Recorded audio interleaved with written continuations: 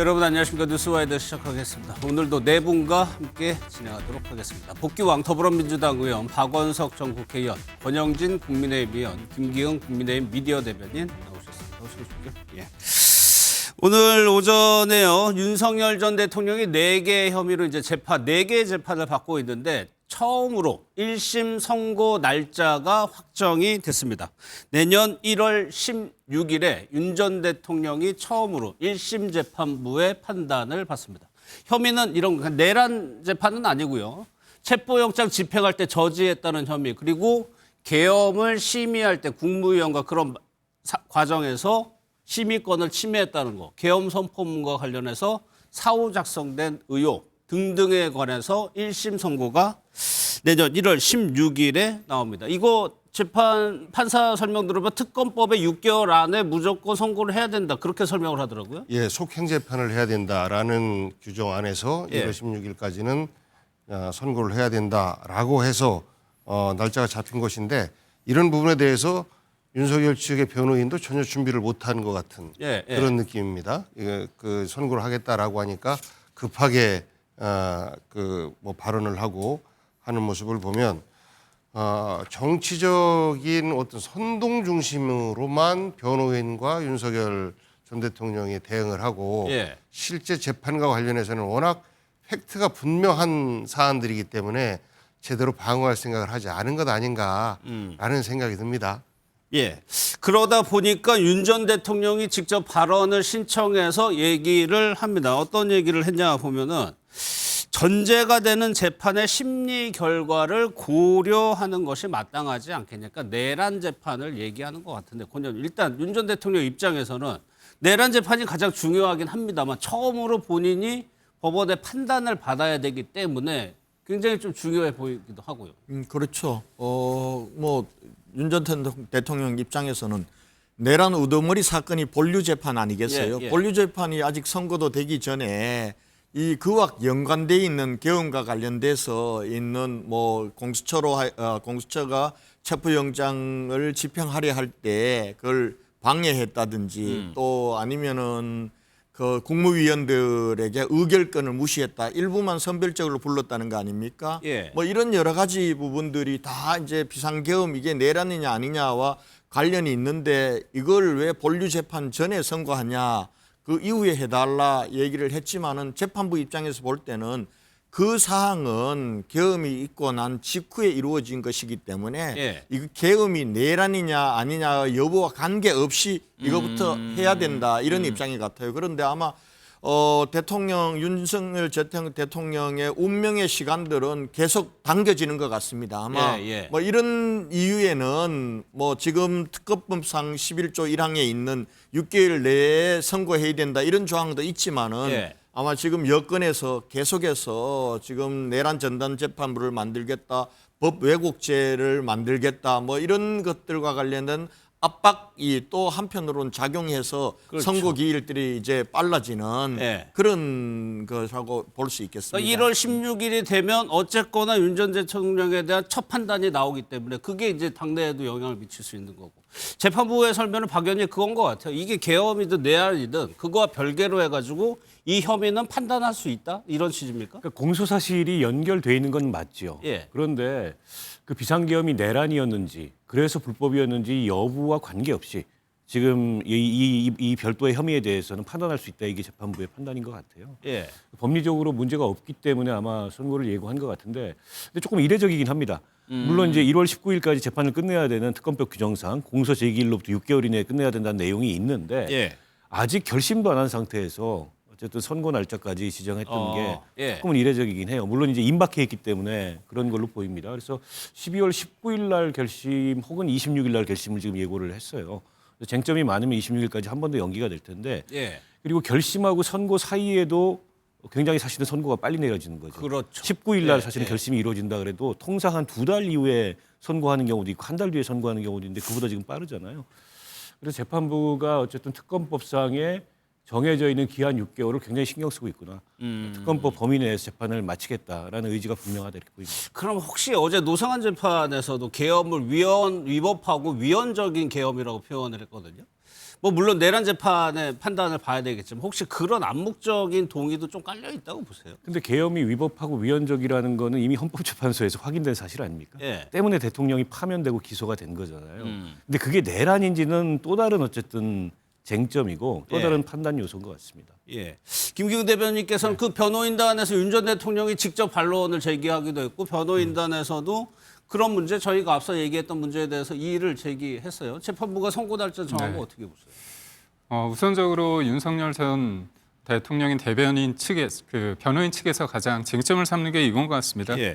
국무위원 계엄 심의 의결권을 침해받았느냐 이건데 계엄을 선포했을 때 국무회의가 심의까지는 하는 게 돼 있습니다. 근데 의결까지는 아니거든요. 심의라는 거는 논의는 할 수 있는데 그게 표결을 하는 건 아닙니다. 그래서 의결은 아니기 때문에 윤석열 전 대통령 측은 어차피 이거는 결정은 내가 하는 거다. 예. 그리고 한덕수 전 총리가 예전에 실체적 절차상 흠결이 있다 이런 얘기를 했습니다. 그 얘기를 봤을 때는 대통령이 국무회의 관련해서 프로세스를 지키지 않았다. 굉장히 어떻게 보면 안 좋은 상황이었거든요. 예. 그런데 역설적으로 이 특검이 수사하면서 법정에서 CCTV가 나왔습니다. CCTV가 나왔는데 몇몇 분들은 좀 반대하고 몇몇 분들은 크게 입장을 내지 않은 그런 상황을 봤을 때 이거는 심의는 하되 의결은 아니기 때문에 반대 입장은 또 전달됐다고 볼 수 있거든요. 그러니까 윤석열 전 대통령 측은 이건 어차피 표결 가는 게 아니라 의견을 나누고 최종 결정은 내가 했기 때문에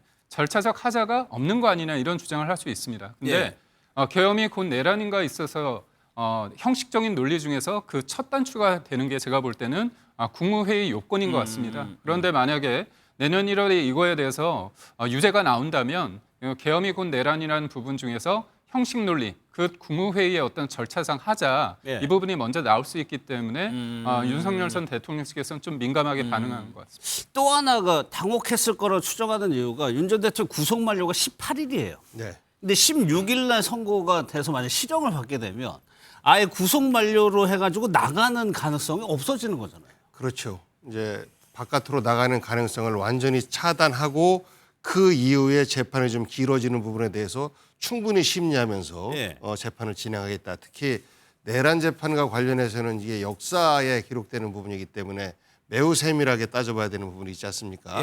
그런 부분까지 생각해서 이게 이제 구속을 만약에 종료시키고 세상으로 나온다라고 하면 다시 또 대한민국이 들썩들썩거리는 이런 어려운 상황이 또 만들어지지 않겠습니까? 그래서 그런 것들을 감안하고 그리고 현재 6개월 내로 속행 재판해라라는 사안이 그 내용이 있는데 만약에 이것을 지키지 않았을 때 일부러 저 윤석열 피고인 풀어주려고 재판을 끌고 있는 거 아니냐 또 이러한 어떤 그 의심을 피하고자 6개월 내에 종료를 하려고 하는 이런 두 가지 목적을 모두가 내포하고 있는 건 아닌가 싶습니다. 정확히 한 달 30일 뒤에 1심 선고가 이루어집니다.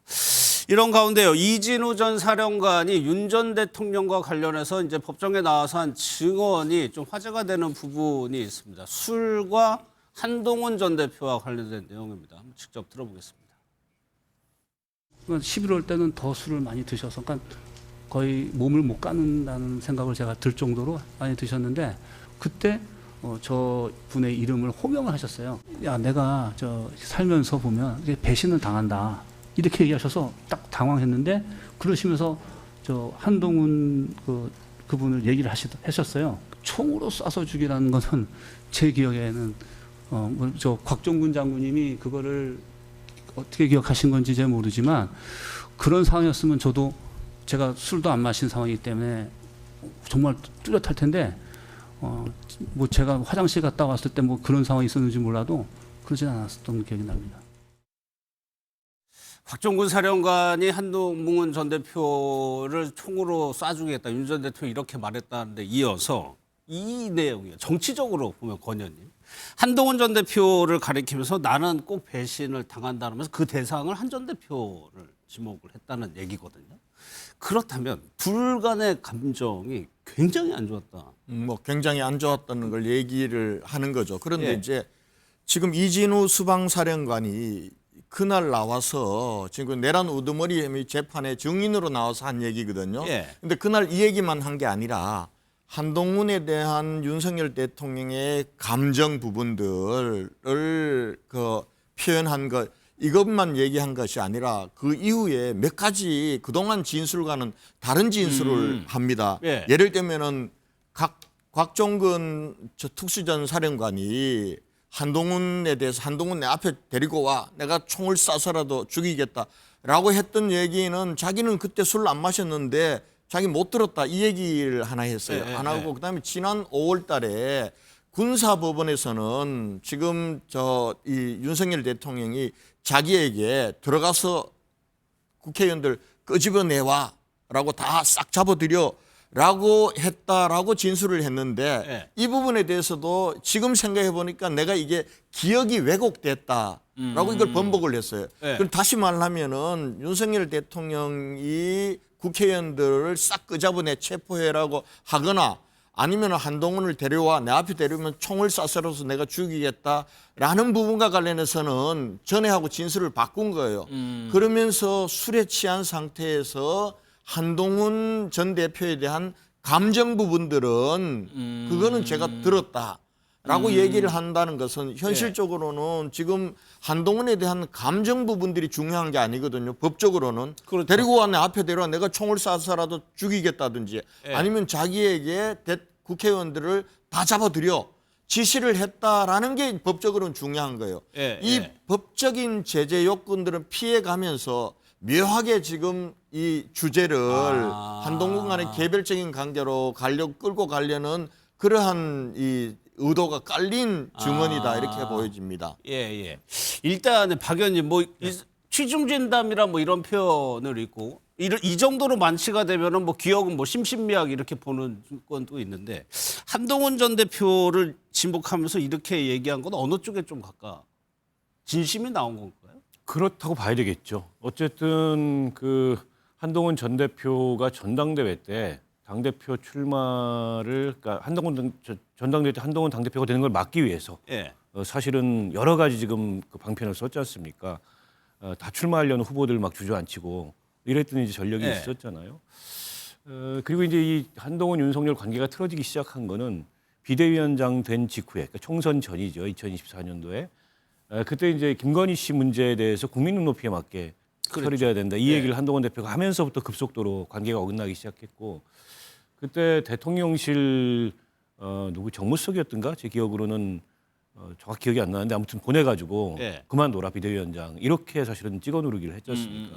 한동훈 대표가 그거 거부하고 그리고 어디 지방에 현장에 찾아가가지고 두 사람이 만나는 장면 이런 등등이 있었잖아요. 그 뒤로 관계 회복이 전혀 안 된 거죠. 급기야 이제 감정이 최악의 상태로 치달은 거고 어떻게 보면은 우원식 의장이나 이재명 대표의 야당 인사들에 대한 감정 이상으로 한동훈 전 대표에 대한 감정이 안 좋았던 게 아닌가. 그게 계엄 관련된 재판에서 곳곳에서 확인이 되는 것 같습니다. 김기훈 대변인이 어떻게 보면 더 잘할 수도 있을 것 같은데 그 당시에 대통령실하고 그러니까 당정대 당 관계가 좀 주변에서 보시기에도 좀 위험하다 이런 순간이 좀 있었어요? 사실 모든 사람들이 자기가 디디고 있는 이 자리에서 세상을 보지 않습니까? 저는 대통령실에 있었기 때문에 그 당시에 당대표 한동훈 체제에 대해서 좀 아쉬운 건 뭐였냐면 야당이 어떻게 보면 20번이 넘는 줄탄핵을 하지 않습니까? 그럼 싸움의 전선이 우선은 야당과 관련해서 그 당시 여당의 대표로서 치열하게 좀 싸웠으면 하는 바람이 있는데 어떤 정책에 대해서 일관성이 어떻게 보면 입장은 있을 수 있지만 그게 이견이 표출됐을 때 그게 야당으로서는 그 이견이 공격하는 어떤 소재로 작용될 수 있거든요.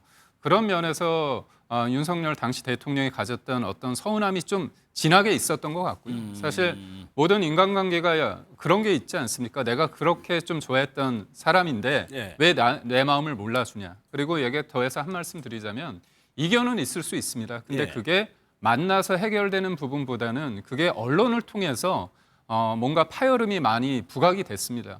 근데 이제 저는 또 당대표 그 한동훈 체제 쪽에 있는 분들 말씀을 드리면 여러 번 직언을 했다. 그런데 오죽하면 전달이 안 되기 때문에 언론을 통해서 이런 본인들의 입장이 나오는 거 아니냐. 그래서 약간의 저는 대통령실의 입장이었었고 당내 입장에서는 뭔가 소통이 안 되는 부분이 있었는데 윤석열 대통령 당시 대통령이 그런 표현을 하지 않았습니까? 눈에 넣어도 아프지 않을 후배다 네. 그런 얘기를 했고 제가 알기로는 뭐 김건희 여사가 어디에서 뭐 넥타이 같은 거 사오면 하나는 윤 대통령 주고 하나는 뭐 한동훈 전 대표 줬다 뭐 그런 얘기가 있다 보니까 사실 이거죠. 믿었는데 그런 부분에서 왜 내 입장보다는 뭐 본인 정치를 하는 거 아니냐 그런 것들이 좀 있었고요.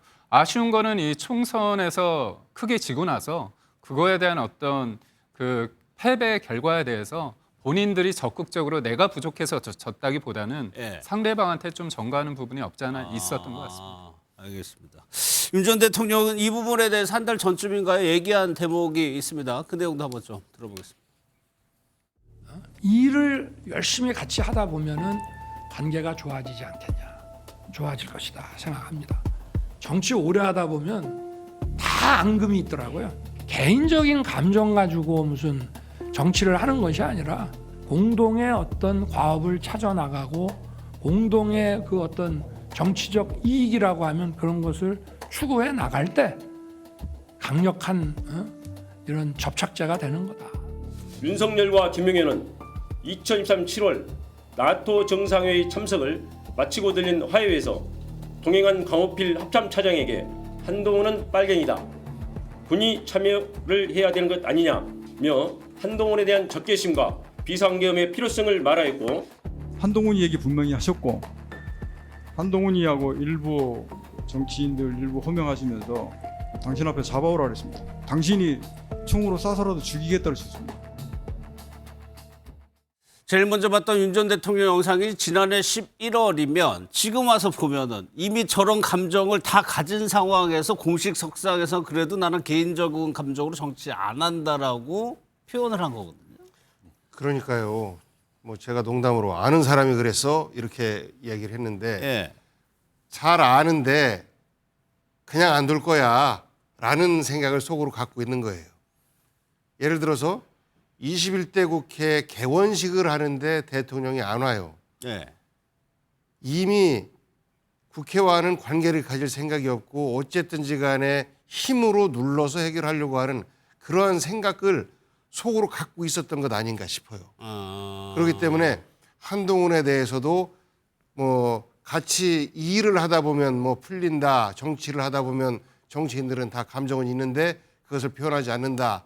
이렇게 말한 것은 전혀 위해를 가할 생각이 없고 같이 간다라고 하지만 그 마음속으로는 곧 머지않아서 정리할 거야 라는 마음을 품고 있었던 것이고 그게 현실화된 게 12월 3일 그 계엄이 아닌가 싶고요. 적어도 대통령은 술을 먹더라도 정신을 잃으면 안 되는 거거든요. 그러니까 정치인들도 어쩌다 보면 과음할 때 있습니다. 근데 과음에서 옷매무시가 좀 흐트러지거나 좀 정신이 좀 다리가 휘청이거나 그럴 때 되게 부끄러워요. 그리고 반성합니다. 그럼 한동안 술을 멀리하게 되고 그러는데 일국의 대통령이 저렇게 정말 앉아서도 몸을 가누지 못할 정도로 취하고 그리고 우리 국방의 주요한 역할을 하는 사령관들을 데려다가 그들과 인간적으로 친해지고 인간적 관계로 계엄을 하겠다라는 준비를 하지 않았나 싶습니다. 정말 그 시간 동안 대한민국이 얼마나 위험하고 참담한 기간이었는지 저는 저런 모습들을 보면서 우리 국민들이 정말 다행이다. 계엄을 이겨내서 라고 안도의 한숨을 쉬지 않을까 싶습니다. 그러니까 재판 과정에서 이제 모임이라든가 회동 이런 거를 언급을 할 수밖에 없죠. 그러다 보면은 자주 등장하는 게 술 얘기입니다. 영상을 좀 한번 보겠습니다. 한 8시 넘어서 오셔가지고 앉자마자부터 그냥 소맥 폭탄주를 막 돌리기 시작하지 않았습니까?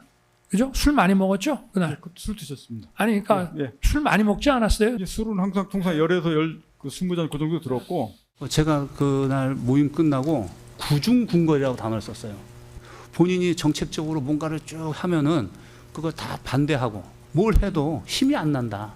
한 나라의 대통령인데 도대체 난 뭐냐? 이거 잘못된 거 아니냐? 너무 취해서 앉아서 몸을 못 가누시더라고요. 넘어질 것 같으니까는 제 앞에 있던 우리 국방부 장관이 부축을 했어요. 음주 습관이 이건 불법 계엄의 한 원인이다. 음주 습관과 결합이 된 예. 발작적 계엄이었다. 발작적 계엄. 망상적 계엄이었다. 그래서 한동훈 등 잡아오면 내가 총으로 쏴 죽이겠다고 한 말까지도 나올 수 있었을 분위기였던 것 같아요. 이진우 사령관이 새롭게 얘기한 얘기가 이겁니다. 11월에 모임이 있었는데 몸을 못 가눌 정도로 술을 많이 마셨다는 겁니까? 앉아서도 몸을 못 가눌 정도였고 그 전에 또 한 얘기는 10월 달에 모임에서도 술을 많이 마셨다는 거예요. 권 의원님께서도 뭐 지역에서 정치 많이 하시고 술을 많이 접할 거예요. 그래도 이 정도까지는 그 정도까지는 예. 뭐 안 되죠. 근데 이게 저 같은 경우는 술을 일정량이 들어가면은 더 안 들어갑니다. 밖으로 나옵니다. 밖으로 나오기 때문에 그래서 저렇게까지 갈 수가 갈 수가 없어요. 없네요. 갈 수가 네. 없는데 술이 세다는 사람들을 보면은 어느 한순간에 갑니다. 그게 몸이 받아주는 것 같아요. 그러다 보면 정신적으로는 술을 이길 수 있는 사람은 아무도 없어요. 그렇죠. 그러면은 그 정상적인 판단력도 떨어지고 그리고 또 속에 있는 것들이 막 감정적으로 올라오는 거죠. 올라오는데 대통령 윤석열 전 대통령이 아마 한동훈 대표뿐만 아니라 지금 멀윤이라고 하는 권성동 전 원내대표라든지 윤한홍 대표하고도 멀어지게 된 계기는 김건희 여사 문제 때문이었어요. 그러니까 네. 이게 대통령에게 금기시된 영역, 발언 소리를 하지 말아야 될 영역 중에 하나가 그거 김건희 여사 문제였던 것 같아요. 근데 예를 들면 조금 전에 말씀이 있었습니다마는 대통령이 섭섭하게 그렇게 얘기했다는 거예요. 자기 이 김건희 여사가 출장을 가가 어디 갔다 올 때는 내 거는 못 사와도 한동훈이 지 거는 사왔는데 지가 그럴 수가 있냐고. 그러니까 이게 이제 이 김건희 여사에 대한 문제는 다른 어떤 것보다도 다른 정책의 영역이나 이런 것보다도 대통령으로서는 받아들일 수 없고 네. 거기에 이 바른 소리 하는 사람들은 다 멀어지게 예민하고. 되는 네. 그런 계기였던 것 같고요. 그리고 이제 왜 군 장성들을 불러놓고 아무리 술을 취했다 하더라도 한동훈 얘기를 하고 또 경우에 따라서는 뭐 내가 데리고 오면 내가 총을 쏴서라도 죽이겠다. 이건 극단적인 표현이거든요. 네. 그러면은 이제 그 얘기를 무의식 중에 갖고 있는 겁니다. 나를 배신해, 나를 배신하는 놈은 용서하지 않아. 너들도 마찬가지야. 저는 이런 것도 내포돼 있다라고 봅니다. 그런 상태에서 저렇게 얘기들이 나왔다라고. 예. 김기훈 대변인 오늘 잘 나오셨네요. 이 대통령실 근데 대통령이 이렇게 포금이죠. 이 정도면 포금을 하게 되면 국정 수행하는 데 있어서 봐야 될 보고서라는 게 이게 굉장히 많을 거고 거의 뭐 휴일이 없이 돌아갈 텐데 업무에 지장이 생기는 거 아닙니까? 많이 마시면 당연히 업무에 지장이 있죠. 예. 근데 이제 제가 본 것만 말씀드리겠습니다. 예. 제가 이제 대통령이 정치 선언하기 전부터 제가 수행을 했습니다. 그래서 모든 술자리 제가 뭐 받고 예. 네, 윤석열 전 대통령이 술을 좋아하는데 그 이유가 뭐냐면 사실 당 밖에서 그 당시에 야당에 어떻게 보면 그 당시에 이제 홍준표 당시 후보가 이길 거라는 게 많았습니다. 예. 그렇지만 지금 우리나라 정치사에 외부 제3의 인물이 당을 접수해서 당에 들어가서 후보가 돼서 대통령이 된 경우가 처음입니다. 그렇죠. 굉장히 짧은 기간 내에 많은 사람들을 만나가지고 뭔가 본인의 어떤 절실함이나 본인의 여러 가지 능력을 보여줘야 되는데 이게 한국 정치사에서 그리고 의례적으로 그냥 티타임 하면서 속마음을 표현하기가 쉽지 않습니다. 그러다 보니까 일정이 끝나면 저녁 자리가 많았습니다. 그럼 거기에서 그 지역에 있는 정치인분들과 이렇게 얘기 나누시고 술자리를 기울였는데 저는 뭐 같은 1월 차를 탔기 때문에 이분이 어느 정도 마셨는지 제가 알지 않습니까? 근데 그 당시에 그렇게 정신을 잃을 정도로 마시거나 그렇지 않았습니다. 그리고 저희가 선거에 임하면서 그러니까 다음 날 일정이 있기 때문에 저희가 말씀드리면 자제를 하셨거든요. 그리고 일정이 끝나면 가볍게 술자리가 없는 경우는 맥주 한두 캔 까면서 이게 먹으면서 일정을 약간 정리하는 그런 시간도 가졌거든요. 그러니까 결국은 제가 본 거 말씀드리자면 그때 술자리라는 건 어떻게 보면 약간의 불가피성도 있었다. 후보 사람 그렇죠. 사람들을 만나고 자기 사람으로 하고 뭔가 같이 하고자 했을 때 그런 게 있었고 지금 우리가 얘기를 하고 있는 술자리 같은 경우는 제가 볼 때는 지금 한동훈 당시 대표 그리고 윤석열 대통령 누가 잘잘못을 떠나서 본인이 한 사람에 대해서 굉장히 어떻게 보면 마음이 많이 했기 때문에 그거를 풀 수 있는 방법이 술이었다는 부분이 굉장히 아쉽고요.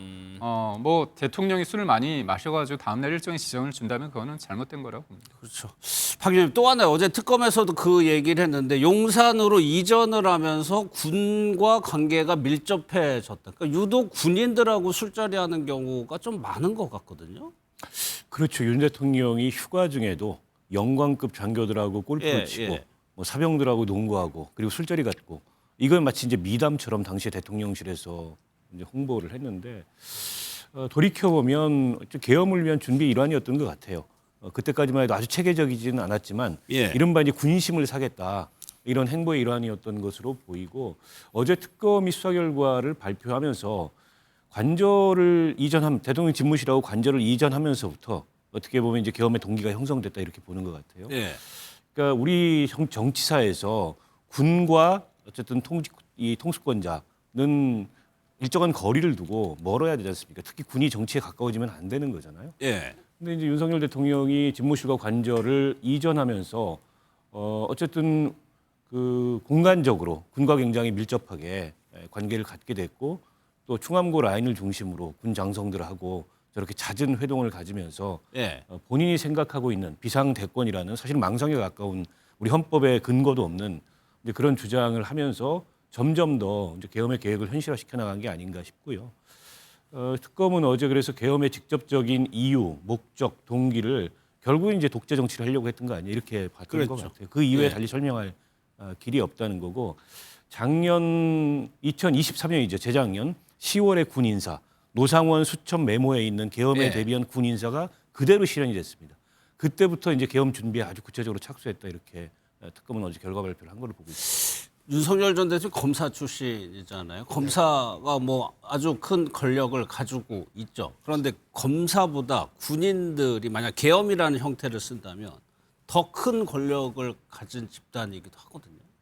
그렇죠. 그리고 윤석열 대통령은 20대 때 학생 시절에 군사 독재를 경험했기 때문에 실제 군이 나서서 우리 사회를 움직일 때 얼마나 큰 파괴력을 갖고 있는지를 경험했을 겁니다.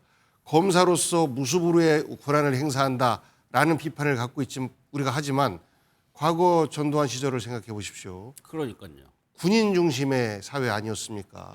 군 출신들이 우리 사회 곳곳 모든 그 자리에 다 차지하고 그들이 대한민국을 좌지우지할 때 검사, 판사들도 사실 다 고개 숙이고 그들이 시키는 대로 따를 수밖에 없었던 그때를 윤석열 전 대통령은 기억하는 것이고 본인이 대통령이 되고 나서 보니까 야 이거 국회는 말 안 듣고 여당도 말 안 듣고 결국은 내 말 잘 듣는 훈련된 한 집단을 바탕으로 해서 대한민국을 통치하는 수밖에 없겠다.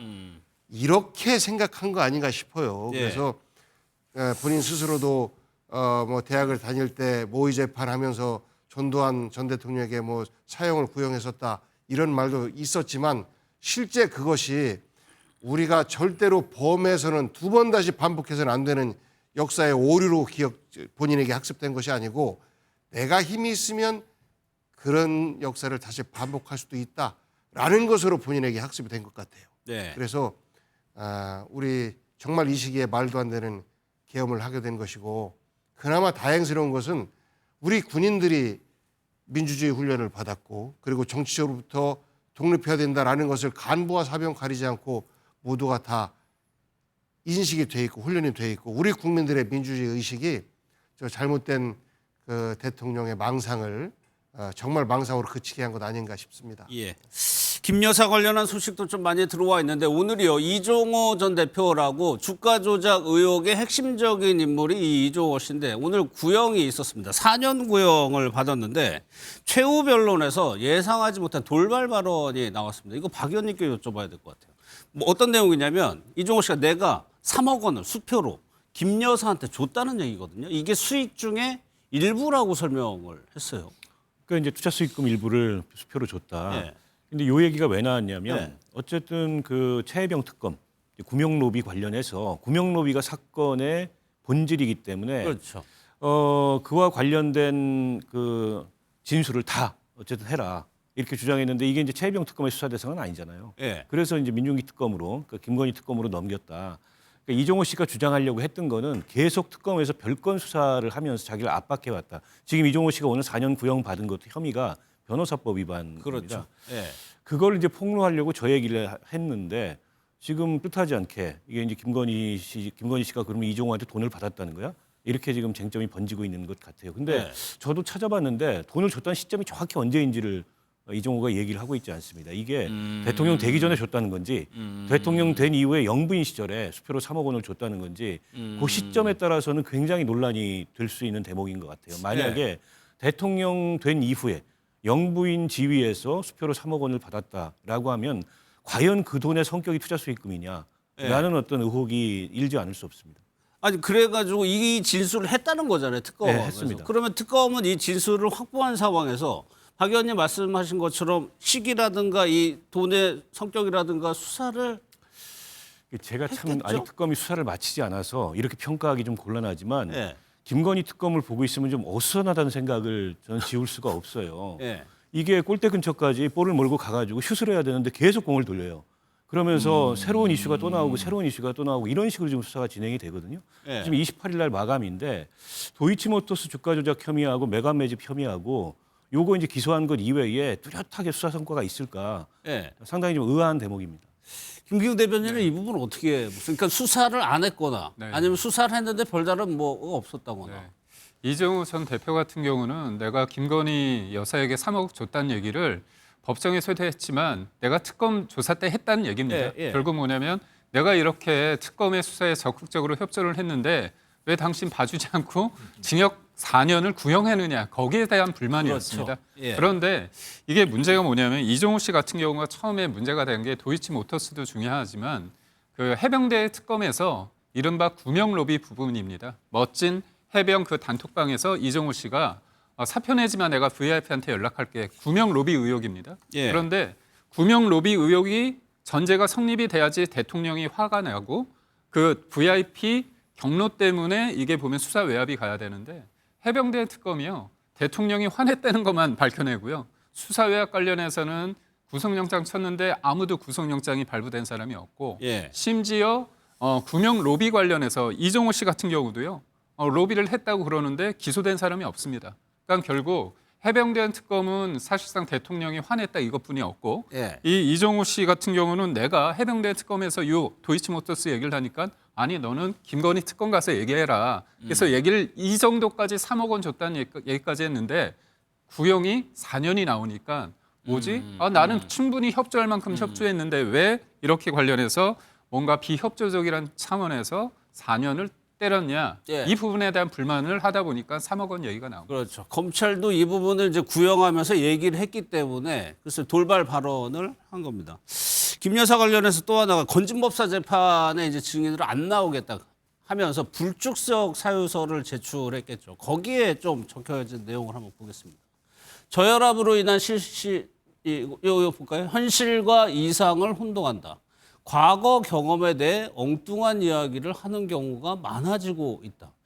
권장님, 이게 김 여사 측에서 밝힌 그렇죠. 내용이거든요. 김 그러니까 여사 신체적인 건강뿐만 아니라 정신적인 건강에도 문제가 있다는 식으로 좀 들리거든요. 이 얘기는.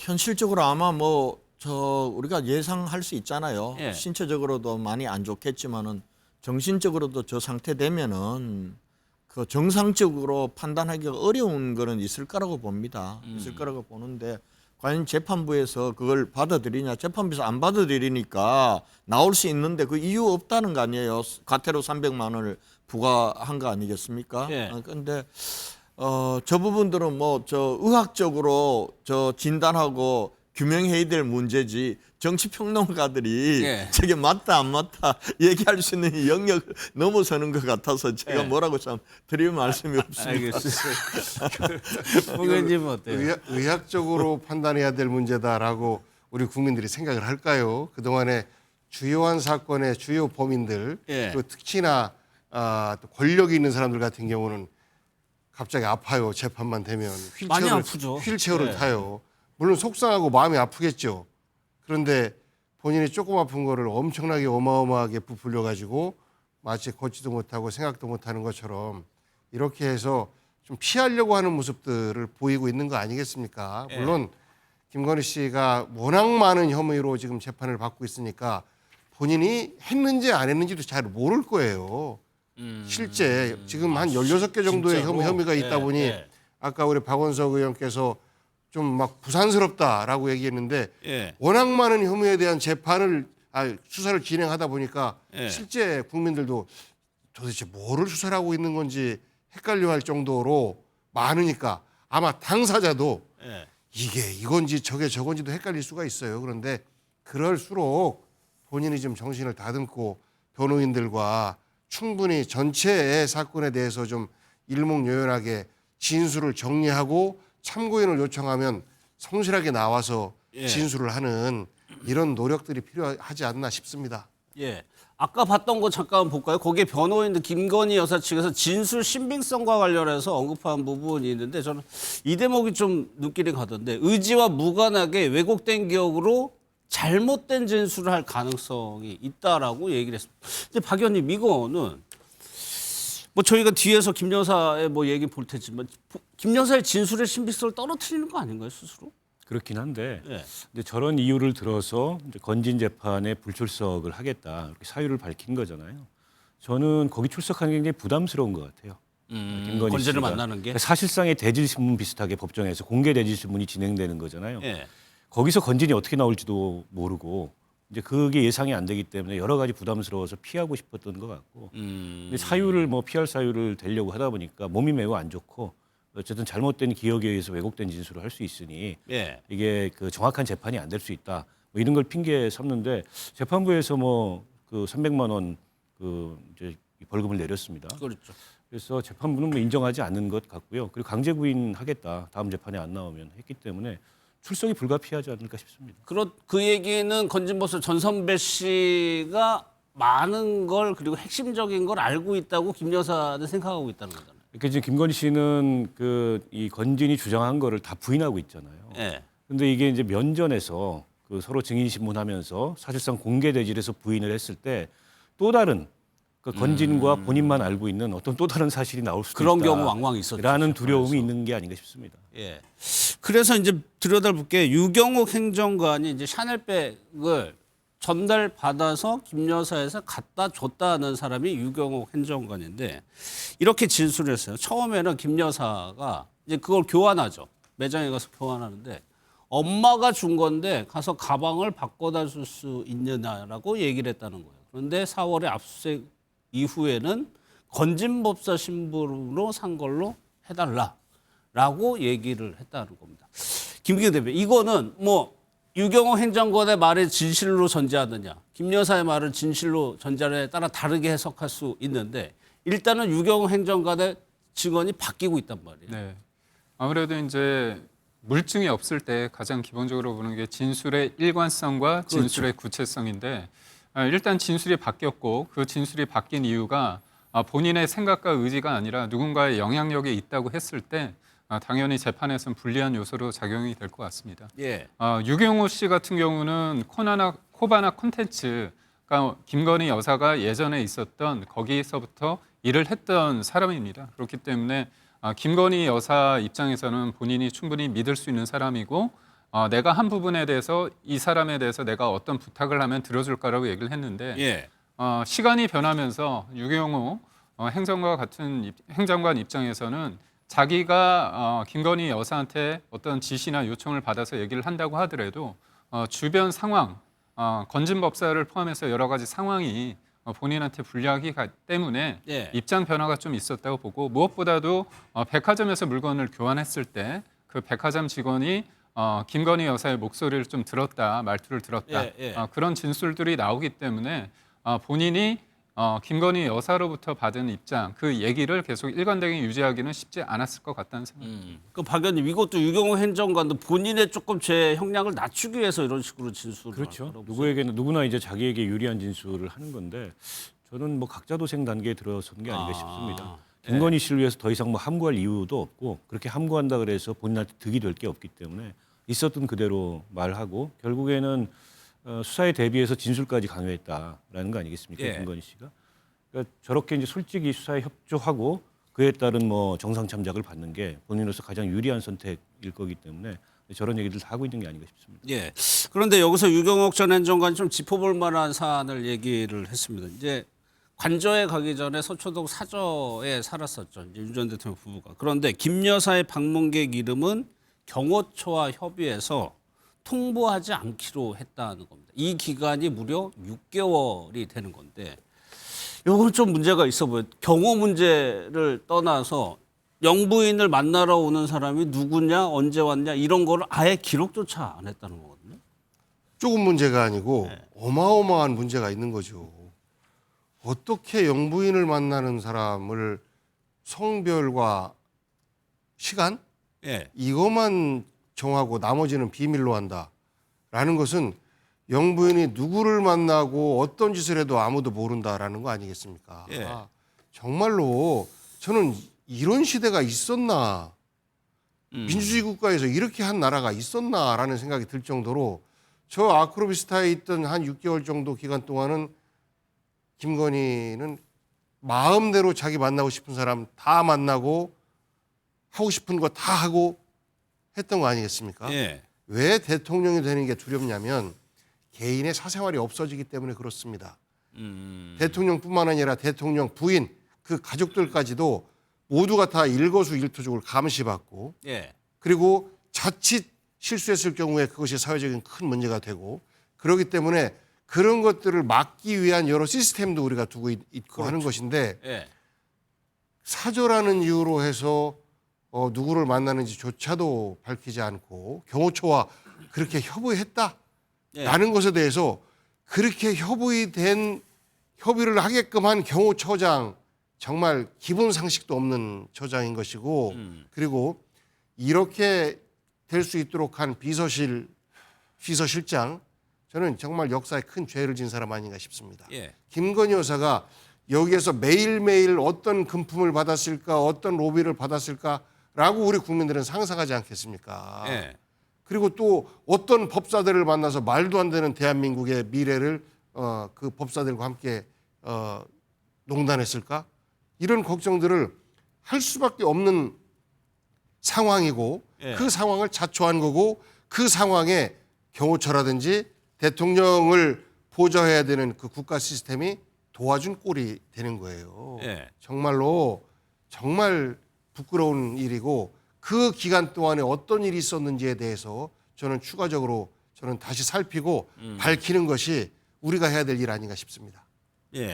글쎄요, 권님 이거는 경호를 몰라도 이거는 안 될 것 같거든요. 그렇죠. 경호의 ABC조차도 어긴 건데 근데 저는 지금 대통령께서 갑자기 준비되지 않는 상태에서 청와대에서 용산으로 옮기고 관저가 준비되지 않으니까 사저에서 6개월을 보냈다는 거 아닙니까? 이 사저에서 6개월을 보냈는데 코바나 컨텐츠라는 사무실도 그 아크로비스타 지하 있어요. 1층에 있는 겁니다.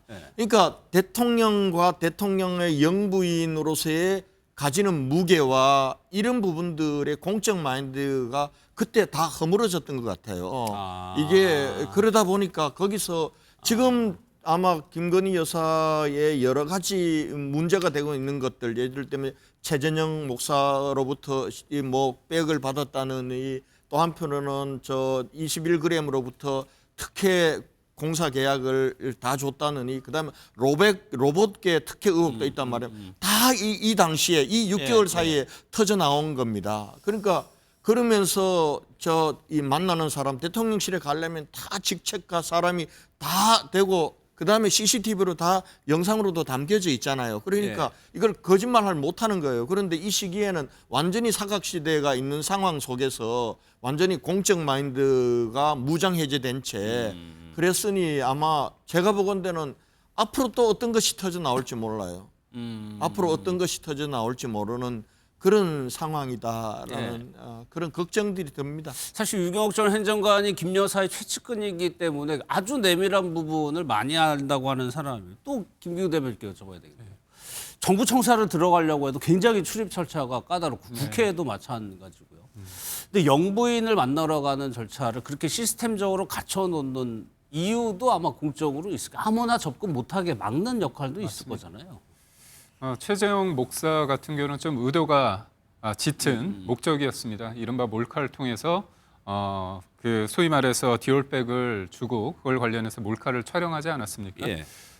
참 아쉬운 거는 그게 어떤 목적성이 있기 때문에 보수나 이제 중도 입장에서는 이게 좀 김건희 여사가 좀 당했다 이런 인식도 조금 있었습니다. 예. 하지만 그게 아니라 이른바 관저에 들어가기 전에 아크로비스타의 사저에서 이런 행위가 있었다고 한다면 저는 이거는 좌우의 문제가 아니기 때문에 분명히 저는 잘못된 판단이라 보고 있고요.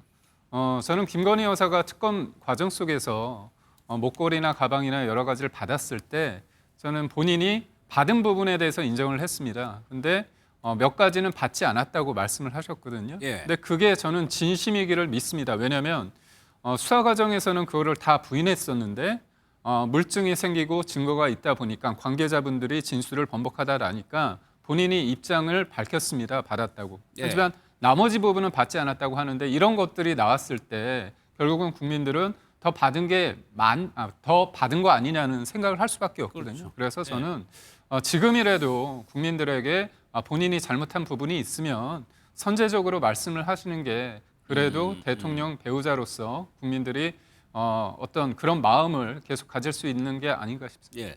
박 의원님 하나만 더 짚어볼게요. 이게 가능한 이유가 이제 경호처가 소관인데 경호처가 협의한 후에 이렇게 됐다고 했거든요.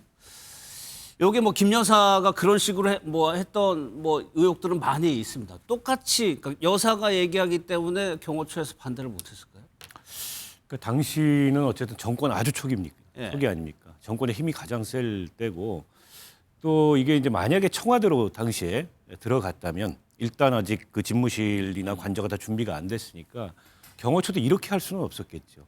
그러나 이게 이제 사저이다 보니까 좀 느슨하게 생각했던 게 아닌가 싶고요. 그 틈에 이제 이런 일들이 벌어진 거고 아까 우리 권 의원님 말씀하셨듯이 프로토콜이 다 무너져 버린 거예요. 네. 그리고 공적 어떤 체계랄까 이런 게 이제 순식간에 무력화된 거고 그 뒤로는 이런 게 일상이 됐을 겁니다. 아마 관저에 들어가서도 그러니까 수많은 예외들을 만들면서 결국 비정상적인 체계가 작동을 했고 그게 지금 수많은 이제 김건희 씨에 대한 의혹의 원인이 된 거 아니겠습니까? 예. 그러니까 저는 경호처도 잘못했다고 보고요. 대통령 가도 경호처는 남는 겁니다. 그런데 이번 경호처는 어쨌든 내란 사건에 이 휩쓸려 가지고 공식적인 사과까지 하게 됐지 않습니까? 앞으로도 오랫동안 그 경호처의 오명으로 대한민국 대통령 경호처 오명으로 남지 않을까 싶습니다. 예. 통일교 관련한 상황도 좀 살펴보겠습니다. 김규환 전 의원이 아주 강하게 그 관련 의혹을 부인하고 있습니다. 영상부터 좀 보겠습니다. 우리 본부장님의 초청을 받고 나서 연습을 한번 해봤습니다. 띄워라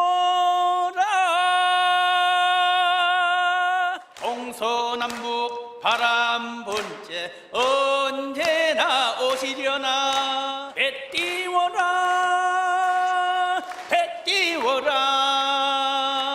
세계 평화의 배를 띄워라. 본인 김규환 전 국회의원은 이 자리에서 분명히 말씀을 드리겠습니다. 통일교로부터 불법적인 돈 받은 사실이 전혀 없습니다. 죽고 싶을 만큼 억울한 게 뭔지를 이번에 저는 알았습니다. 생사람 잡지 마십시오. 저는 그 사람한테 선물도 밥도 한 그릇, 음료수도 한 잔 먹은 적 없습니다. 보신 것처럼 음료수 한 잔 얻어먹은 적이 없다라고 얘기를 했는데 이런 사실이 공개가 됐습니다. 2018년도에 통일교에서 네팔 선교 행사가 있었는데 여기에 이제 참석을 정치인들이 한 겁니다. 그런데 이 비용을 통일교에서 지원을 했다는 건데 내용 보셨죠? 이 정도면은 좀 문제가 되는 수준이죠. 그렇죠. 이건 청탁금지법에 명확히 해당되는 거라고 봐요. 예. 그러니까 의원들이 의정활동의 일환으로 가게 됐을 경우에는 본인이 정치자금을 대든지 정치자금으로 비행기표를 사든지 아니면 개인 돈으로 하든지. 예. 근데 이거를 의정활동과 전혀 관계없이 종교단체로부터 이런 그 비행기라든지 이런 혜택을 받았다라고 하는 것은 명백하게 저는 형태금지법에 위배된다라고 예. 판단을 해요. 그런데 이제 보통 그런 경우 뭐 상식이 있는 의원들은 안 합니다. 저렇게. 그쪽에서 어떤 뭐 교통 편의를 제공한다 할지라도 그건 내가 알아서 갑니다. 예. 라고 정리를 하는데 저기 가신 분들이 그런 생각을 안 했을까요? 그렇기 때문에 이제 이런 오해도 사고 저 안에서 어떤 저분들을 대상으로 해서 금품 로비라든지 통일교에 영향력을 행사하기 위한 그런 통로로 저 의원들이 활용되지 않았을까? 예. 이런 이제 그 의심을 현재 받고 있는 것 같은데 우선 저 자리에 가면서 비행기라든지 이런 그 편의를 제공받은 부분에 대해서는 명백하게 청탁금지법에 위반된다라고 저는 판단을 하고 그런 부분에 대한 사과와 반성부터 먼저 전제되고 그 다음 해명이 이어질 때 본인들의 해명이 정확하게 어떤 그 해명이 되는 부분이 있다라고 할 때는 뭐 어느 정도 동의가 될 수 있겠지만 예. 지금 상황에서는 우리 국민들이 받아들이겠습니까? 예. 그러니까 저런 것들이 지원 요청이 통일교 내부 품위서에 있다는 내용인데 권영께도 여쭤볼게요. 이런 식으로 이 자리에서 무언가 이루어지지 않았더라도 뭔가 이게 뭐 청탁금지법 위반 혐의 소지는 있지만 이런 걸 통로로 해가지고 유착관계를 쌓는 거잖아요, 사실. 아니 이미 지난 8월 달에 윤영호 통일교 전 세계본부장이 특검에서 가서 얘기를 했다는 거 아니에요. 예. 전 김규환 전 의원한테는 3천만 원 줬고 그리고 임종성 전 민주당 의원에게도 3천만 원 줬고 그리고 전재수 전 해수부 장관에게는 4천만 원 플러스해서 고급 명품 시계 2개 줬다는 거 아니에요. 근데 최근에 보니까 이게 이 국가수사본부에서 수사하는 영장에는 보니까 또 전재수 장관은 2천만 원 플러스 하나의 저 명품 시계로 또 줄었더라고요. 네. 그러니까 지금 저는 특검 민중기 특검도 그렇고 지금 국수분 수사도 믿을 수가 없는 거예요. 이 부분들은 이미 지난 8월 달에 이거 다 수사했으면은 그러면은 아마 지금 상당 부분은 밝혀졌을 겁니다.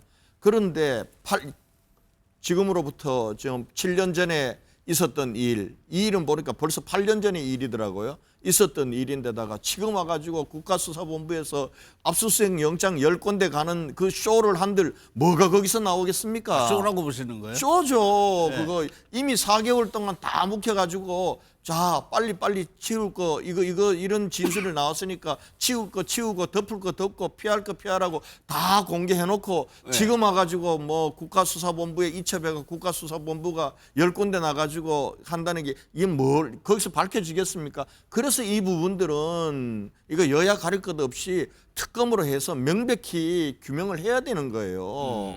근데 자꾸 지금 민주당에서 그렇게 특검 좋아하시는 분들이 이 문제와 관련해서는 왜 그래 특검을 피하는지 모르겠어요. 특검을 피하면 그게 범인이라면서. 이 부분은 어떻게 제가 됐습니까? 말씀 안 드릴 수가 없습니다. 예. 통일교와 정치권의 유착 문제 이것이 이제 막 드러나기 시작하면서 국민의힘에서는 이것을 이제 그 국면 전환의 도구로 좀 삼으려고 하는 이런 움직임들이 있는데요.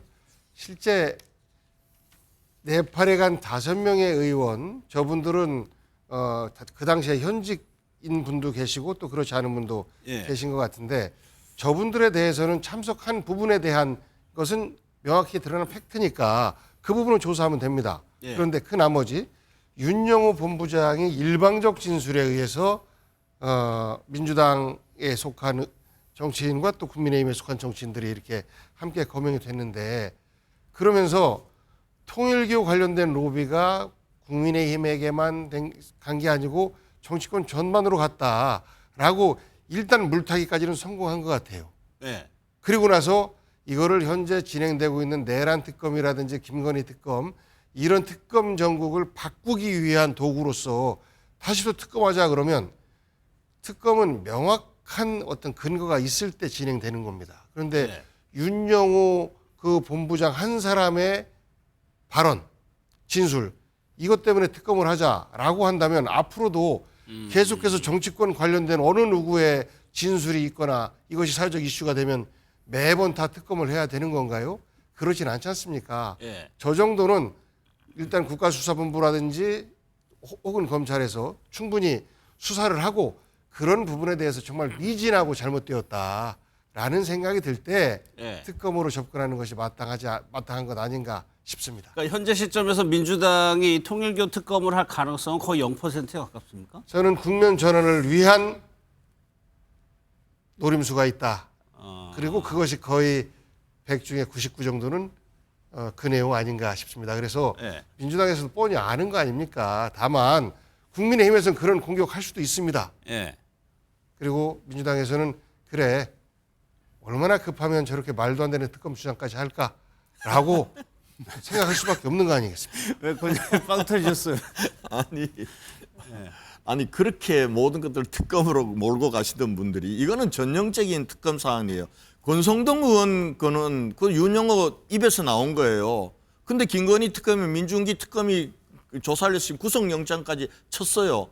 똑같이 민중기 특검 앞에 가서 저 전재수 해양수산부 장관에게 4천만 원 주고 까르띠에 그다음에 불가리 시계 줬다. 그랬더니 이거 안 받으려고 하는데 이거 복돈이라고 하더니 받더라. 너무나 구체적이잖아요. 진술이. 이런 게 나오면은 수사를 해야죠.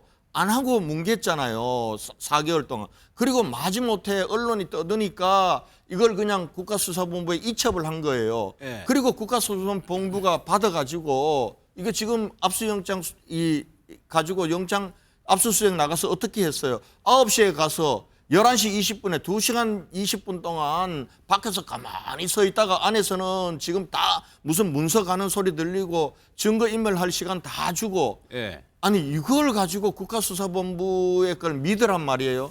이거는 전형적으로 지금 여권의 권력 살아있는 권력기관들의 중요한 실세들이 관련됐기 때문에 민주당이 깨끗하면은 제가 보건대는 민주당이 여기에 너무 숨기거나 가려줄 필요가 없어요. 왜냐하면 이거는 문재인 정부 때 일이잖아요. 예. 지금 이걸 덮으려고 하고 숨기려고 하고 특검을 거부하면은 문재인 정부 때 이 비리 혐의가 이재명 정부의 비리 혐의로 전환이 되는 거예요.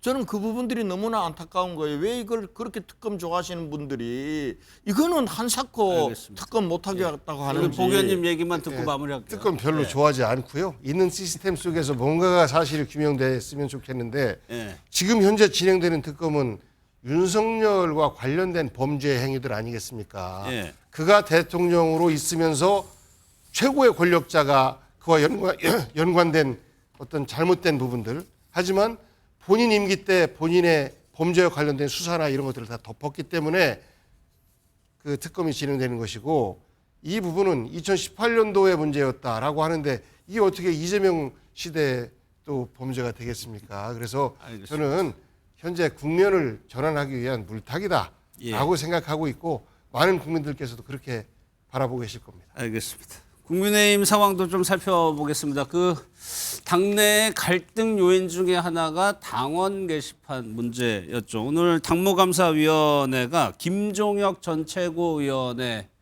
감사 결과를 발표했는데 당원권 2년 정지를 권고했습니다. 그 내용 한번 들어보겠습니다. 김종혁 고양시병 당협위원장을 당원 당규 및 윤리규칙 위반 혐의로 윤리위원회에 회부하기로 했습니다. 징계 수위는 당원권 정지 2년으로 권고하기로 했습니다. 지금 사실관계 파악이 우선입니다. 그래서 그 확인 절차 진행 중이기 때문에 지금 단계에서는 그 부분은 제가 말씀드릴 수가 없습니다. 당무위 감사에서는 2년 당원권 정지 권고를 했습니다. 김기웅 대변인께 여쭤봐야 될 것 같은데 이유가 있을 거 아니에요? 주된 이렇게 당원권 2년 정지라는 징계를 권고한 가장 큰 이유를 뭐로 봐요? 아무래도 이제 그 패널 활동을 하거나 예. 아니면 당협위원장인데도 불구하고 이제 페이스북에 글을 올렸을 때 그게 사실상의 당을 조금 뭐라고 할까요? 표현이 거칠 수 있지만 일종의 내부 총질.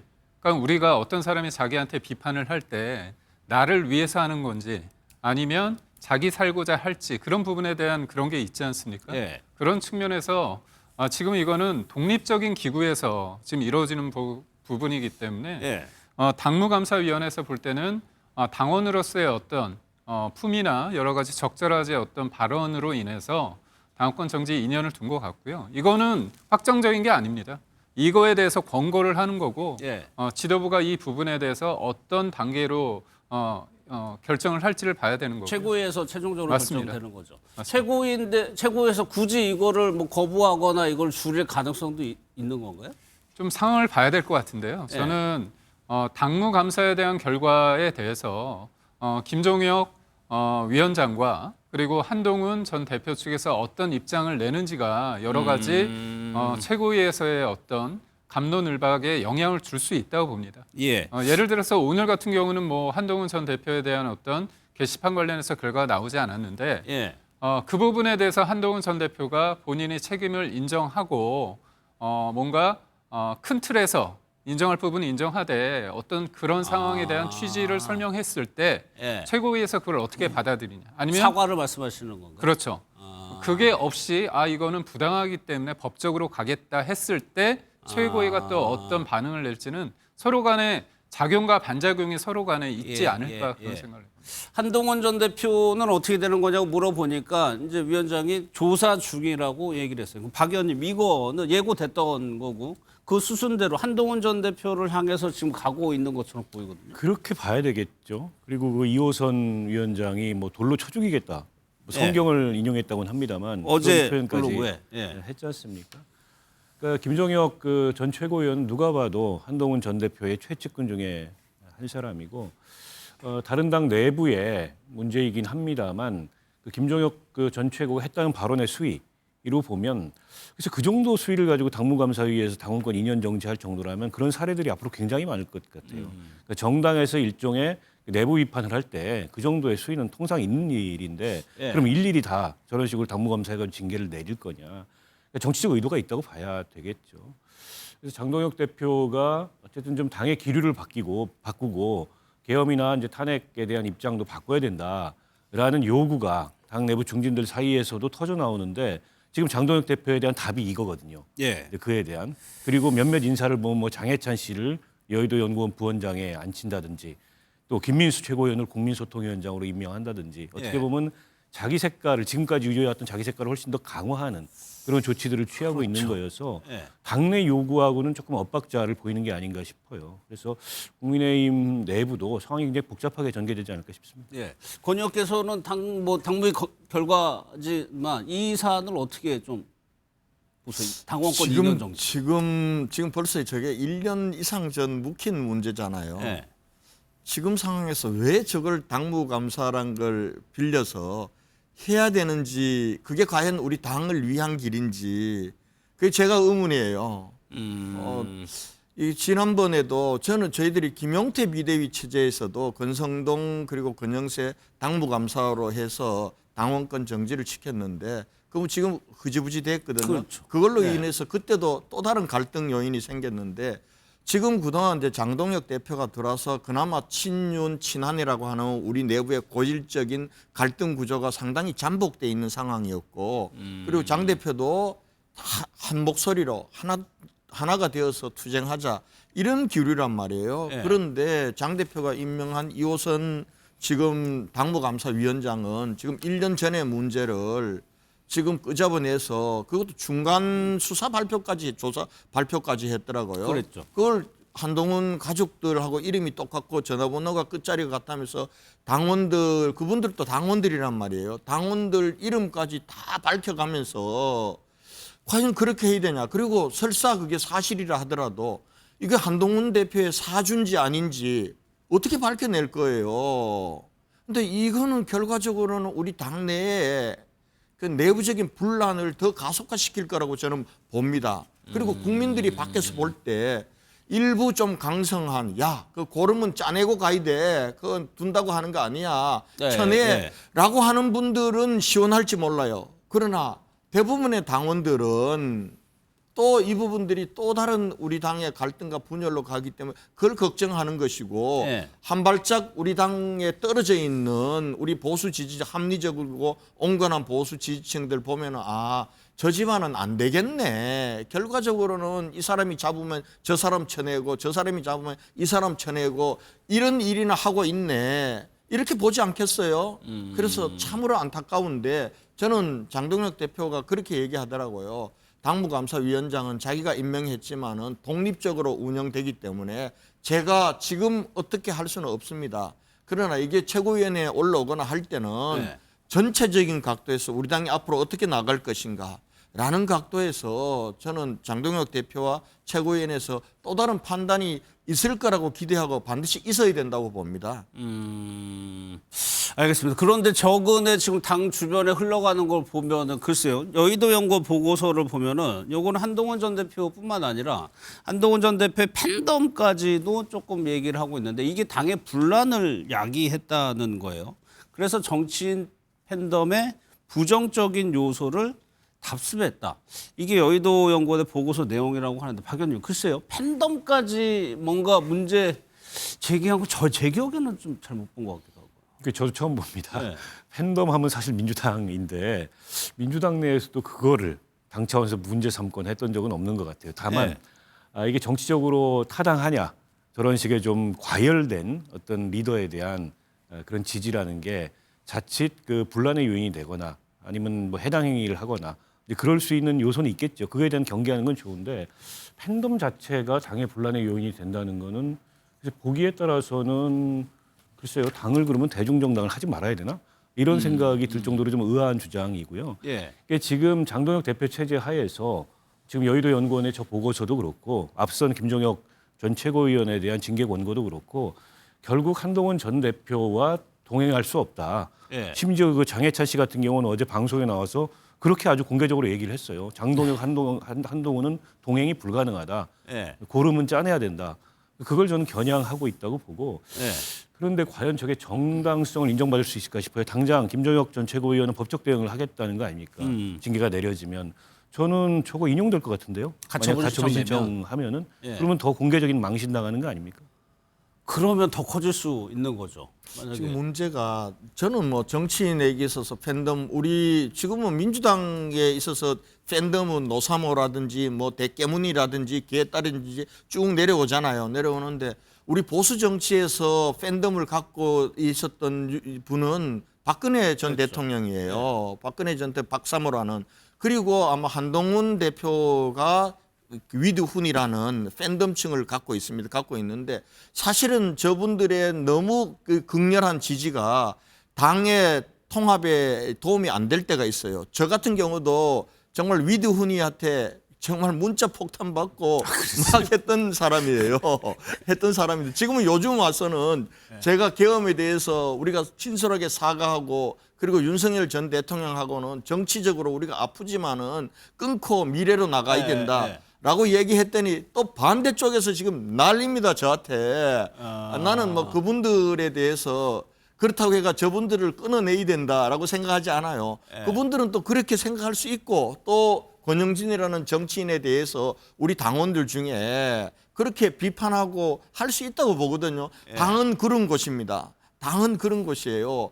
당에서 한쪽 목소리만 국민들이 목소리와 국민들의 생각이 굉장히 다양하고 이해가 다양한데 요즘 정당이라는 게 한쪽의 이익만을 대변하고 목소리를 듣는 정당은요 절대 전국 정당이 될 수가 없어요. 집권당이 될 수가 없어요. 하물며 우리가 진보 좌파라고 욕하는 이재명 민주당 정부도 자기들이 중도 보수라고 얘기했잖아요. 아니 그런 정당이 돼야 우리가 다수 국민들의 지지를 받고 우리가 다시 수권 정당으로 가고 있는데 그걸 자기하고 생각이 다르다고 해가지고 저쪽 팬덤은 내가 잡았을 때는 쳐넣어야 되고 또 한쪽이 잡으면 저쪽 팬덤은 쳐넣어야 된다. 이렇게 해서 이게 집권당이 될 수 있겠어요? 그건 편협한 생각들이에요. 이 생각으로부터 우리 국민의힘이 벗어나야 돼요. 벗어나지 않으면은 저는 선거에 앞으로 이길 수 없다고 봅니다. 특히 수도권 선거 저같이 제가 활동하고 있는 대구나 영남 지역은 그래도 좀 나아요. 그러나 수도권에서는 이렇게 좁은 이 틀 사고 행동 양식을 가지고 다수 국민의 지지를 얻어서 선거에 이기는 그런 당이 될 수는 없다. 그런 면에서 조금은 더 우리가 마음을 열고 서로 포용하고 안에서 이게 정책과 노선을 가지고 치열하게 논쟁하고 또 그러면서 또 한쪽으로 결론이 나면 같이 따르고 이런 당을 만들어 가자 그렇게 권하고 싶어요. 김기흥 대변인도 할 얘기 있는 것 네, 같아요. 제가 한동훈 전 대표 관련해서 두 가지 좀 아쉬운 대목이 있습니다. 네. 뭐냐면 작년 이맘때 계엄 전에 그 단계 게시판이 굉장히 핫한 내용 아니었습니까? 근데 저는 패널로 나와서 얘기를 했습니다. 저는 한동훈 당시 대표가 가족과 관련되면 이게 법적인 것 떠나서 물어보면 된다. 그리고 만약에 가족이 했다고 하면 그거를 사과를 해라. 다만 그거 관련해서 한동훈 대표를 끌어내린 거에 대해서는 동의 못한다 얘기를 했습니다. 근데 본인이 있을 때나 그 이후에 이 문제가 법적인 문제는 아니거든요. 예. 정서의 문제입니다. 근데 이 문제를 과연 어느 시기에 풀어갈까에 대한 문제인데 이게 계속 끌어집니다. 그래서 저는 한동훈 전 대표 개인을 위해서라도 이 문제는 제가 볼 때 그 어떤 당무감사에 대해서 어떤 반응을 낼지 이게 단순히 옳고 그름의 문제도 있을 수 있지만 예. 정치인 한동훈으로서의 모습을 좀 보여줘야 된다. 저는 그렇게 보고 있고요. 또 하나는 대선 기간에 본인이 결선에서 김문수 후보한테 졌습니다. 예. 근데 그 당시에 아쉽게도 한동훈 당시 대표는 적극적으로 대선을 뛰지 않았습니다. 왜냐하면 우리도 다 다양한 후보를 지지할 수 있지만 한 명이 됐을 때 그런 과정 속에서 당원들 가운데서는 한동훈 전 대표가 본인 정치를 좀 과하게 하는 거 아니냐 그런 지적이 있고요. 예. 위드 훈이에 대해서 저 한 말씀 드리자면 조직적으로 좀 여러 가지 부분에 대해서 공격을 당한 사람들 입장에서는 이 팬덤이 좋은 의미의 팬덤이 아니라 예. 뭔가 위축이 되거든요. 사실 저마저도 제가 이런 발언을 했을 때 좌표 찍어 올라갑니다. 예. 저 그쪽에 있는 사람들이 저한테 보내기도 합니다. 아 여기에서 이런 발언을 했군요. 그러면서 공천 받을 수 있겠냐 이런 얘기도 합니다. 그러니까 결국 팬덤이라는 게 긍정적인 것도 있지만 또 당하는 사람들 입장에서는 그거에 대한 부담감이 존재하기 때문에 한동훈 전 대표 입장에서는 팬덤이 좀 더 긍정적으로 작용할 수 있게끔 본인도 좀 노력을 해주시면 좋지 않을까 싶습니다. 알겠습니다. 앞서 말씀드린 대로 장해찬 전 최고위원이 여의도연구원 부원장이 됐고 김민수 최고위원이 국민소통위원장이 됐어요. 특히나 장해찬 전 최고의 발언이 아주 셉니다. 그 얘기 한번 들어보겠습니다. 영상을 보고 제가 장교 출신이라 이거 말도 안 되는 소리라고 했어요. 예. 이미 그때 저는 이 얘기를 했는데 이것이 군인에게서 총기를 뺏는다는 것은 이거 사실상 즉각사살해도 되는 거예요.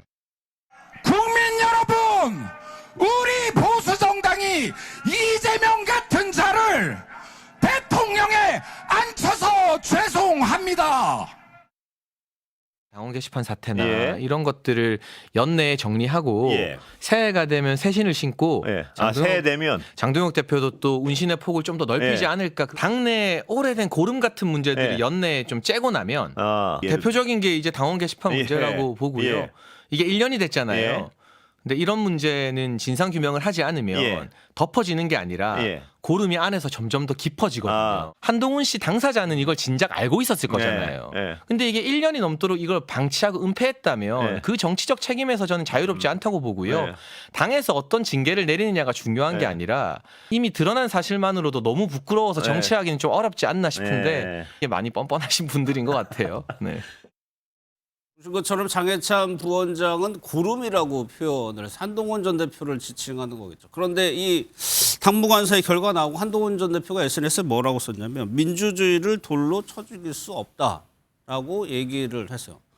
그러니까 사과 이런 분위기는 아닌 것 같아요. 정치적으로 제가 한번 여쭤볼게요, 보겠님. 만약에 여기서 한동훈 전 대표가 사과하고 깔끔하게 이거를 해결하는 방법 이렇게 되면 한동훈 전 대표에게 결과적으로 불리하게 작용해서 안 하는 겁니까?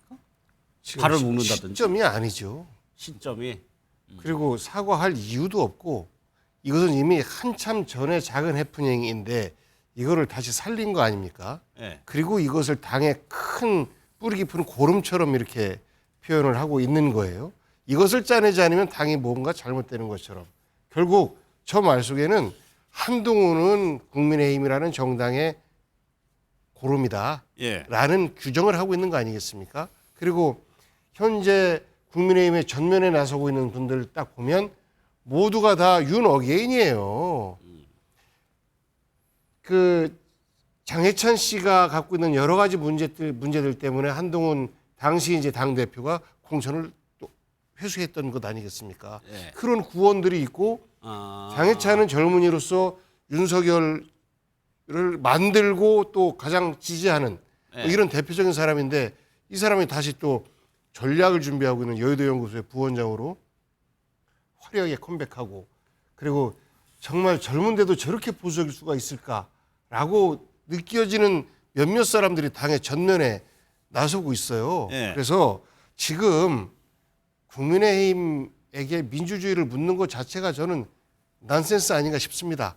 아까 그 뭐 이호선 씨라는 분이 개인 블로그에다가 뭐 소를 쳐 죽이고 임자도 쳐 죽일 것이다 라는 말에 대꾸로 민주주의는 돌로 쳐 죽일 수 없다 라는 말을 한 것 같은데 전 정말 유치한 논쟁 아니겠습니까?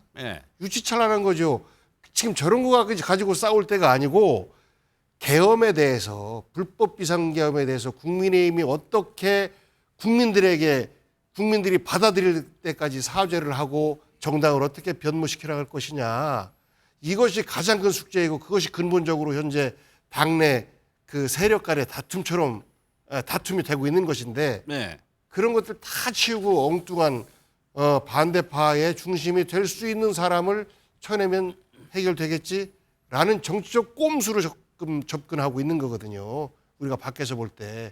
그래서 저는 국민의힘이 보수정당으로서의 정말 건강한 모습을 보여주기를 기대를 합니다. 그러려면 우선 전제적으로 윤석열과의 결별을 공개적으로 하고 그리고 그러려면 책임 있는 분들은 책임도 져야 되겠죠. 알겠습니다. 그럴 때 저는 국민의힘과 민주당이 함께 그 국민들에게 여야 혹은 보수 진보를 대표하는 정당으로서 그래도 우리 국정을 덜 걱정하고 맡겨도 되겠다라고 볼 것 같은데 지금 국민의힘의 모습은 저는 티끌만큼도 그런 모습 보이지 않아서 참 걱정입니다. 국민의힘 내부에서 두 가지 흐름을 한번 살펴볼 텐데 두 분께 한번 여쭤볼게요. 당원 100만 명이 육박했다는 보도가 있었고 오늘 재선의원들 모임이 있었습니다. 당원 100만 명을 모집했다는 거는 어떻게 보면 장동혁 대표 체제의 성과라고 볼 수도 있는 건데 재선의원들 모임에서 권현준 뭐 오늘 갔다 오셨지만 유정복 시장을 비롯해서 아주 강하게 쓴 소리를 했거든요. 지도부에 대해서.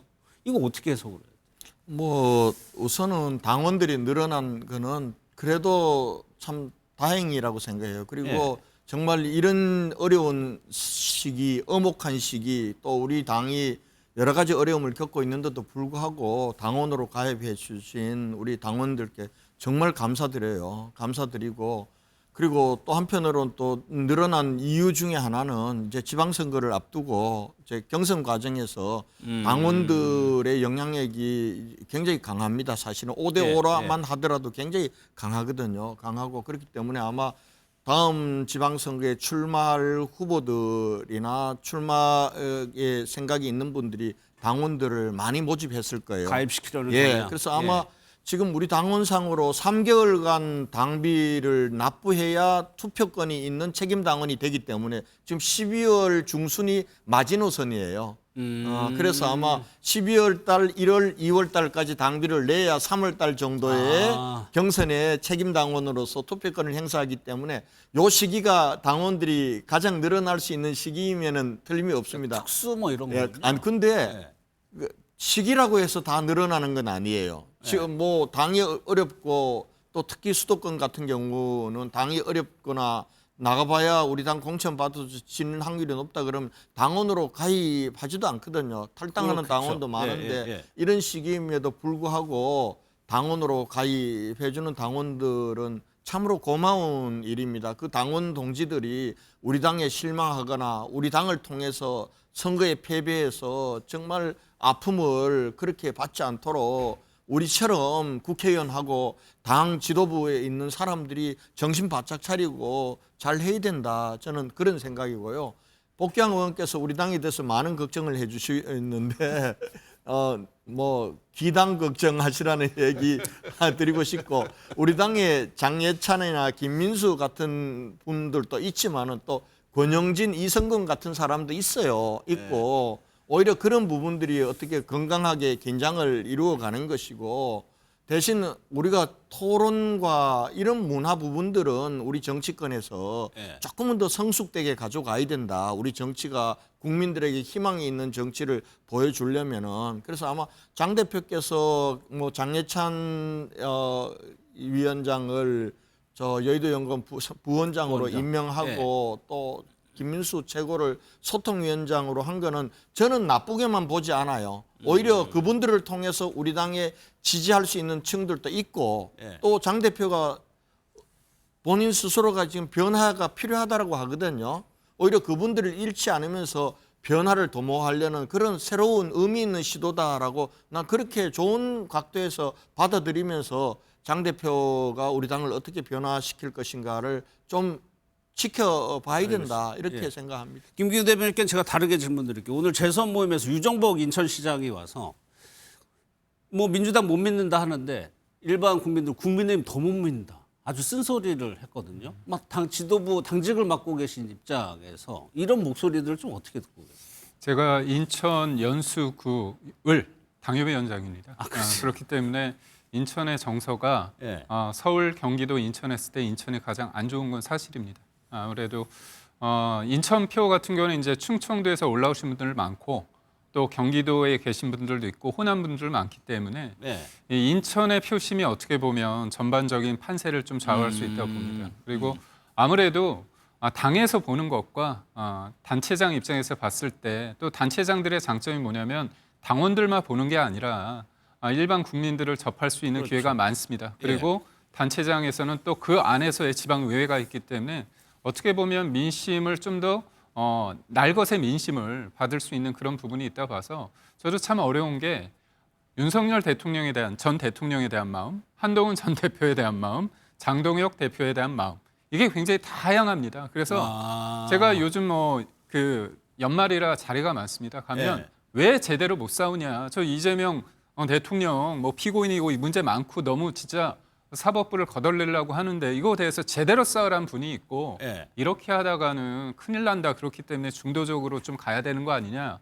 워낙 다양해서 저는 리더의 덕목 중에서 가장 중요한 게 두 가지라고 봅니다. 하나는 가르마, 결단이고 두 번째는 책임이거든요. 저는 지금 옆에 우리 권 의원님 계시지만 많은 분들이 여러 가지 다양한 의견을 하고요. 당대표라는 사람은 결국은 어떤 시점에서 방향을 설정해야 되지 않을까 싶어서 저는 이게 어떤 사람을 만느냐에 따라 좀 여기에 제가 또 귀를 기울이다가 또 어떤 분 만나면 또 그래서 참 어려운 것 같습니다. 근데 그럼에도 불구하고 정치라는 게 여기 있는 분들은 정치 고관여층이잖아요. 그러니까 논리와 설득이나 그런 것도 중요하지만 우리가 어떤 식으로 이미지화 되느냐 그것도 굉장히 중요한 것 같아요. 개인적으로 김 대변인은 그 시기 확정해야 되는 시기 뭐 변하든 말든 그 시기를 개인적으로 언제로 저는 연말까지는 해야 된다고 봅니다. 연말까지는 해야 된다고. 남았죠 이제. 그렇습니다. 알겠습니다. 마지막 볼 거는 업무 보고 대통령의 업무 보고인데 이학재 사장 관련해서 논란이 있었죠. 이학재 사장이 또 오늘 또 반박을 하긴 했는데 과거 영상 한번 좀 보도록 하겠습니다. 제가 어디서 보는 건데 달러를 $10,000 이상은 못 가져가게 돼 있고 그런데 뭐 책갈피에다 끼고 나가면 안 걸린다. 그런 주장이 있던데. 저희가 보안 검색하는 것은 유해 물질을 주로 검색을 하고 있습니다. 인천공항에서 주로 하는 업무는 아니고. 그거 안 한다는 얘기네. 그럼 저희가 이제 그런 것들을 이번에도 저희가 적발을 해갖고 세관으로 넘겼습니다. 제가 물어보는 거 자꾸 뭐 자꾸 옆으로 세지 말고. 그 저희가 검색을 해갖고요. 그래서 그것이 적발이 돼갖고 세관으로 넘겨. 참 말이 기십니다. 가능하냐 안 하냐 묻는데 자꾸 옆으로 세요. 세관 쪽하고도 협의를 좀 하세요. 그 대책에 대해서는. 네? 예, 그렇게 하도록 하겠습니다. 지금 딴 데 가서 노세요? 지금 의논하고 있었습니다. 근데 저보다도 아는 게 없는 것 같네요. 써져 있는 거 말고는 아는 게 하나도 없네요 보니까. 그래서 이학재 사장이 오늘 기자 간담회를 가졌습니다. 이제 정면으로 이제 반박하는 내용입니다. 이 핵심적인 내용은 이거예요. 그러니까 달러 일반출 이렇게 책에다 넣는 거 검사하는 거 불가능하다. 그리고 물러나지 않겠다 얘기했는데 박 의원님 생각이 좀 궁금하네요. 이 논란 어떻게 보겠습니까? 글쎄요, 뭐 업무 보고였기 때문에 대통령이 어쨌든 업무 실태에 대한 점검 차원에서 이런저런 질문들을 할 수 있는데 다만 이게 전임 정부에서 임명된 그 기관장을 상대로 얼차려 준 거 아니냐 대통령이 이런 모습으로 보여요 실제로. 그리고 이제 이학재 사장이 디테일하게 그 본인이 잘 알고 있지 않아서 자신감 있게 답변을 못한 건 있는데 크게 틀린 답을 한 건 아니거든요. 저게 이제 세관 업무입니다. 관세청 소관이고 네. 다만 이제 협업을 하죠.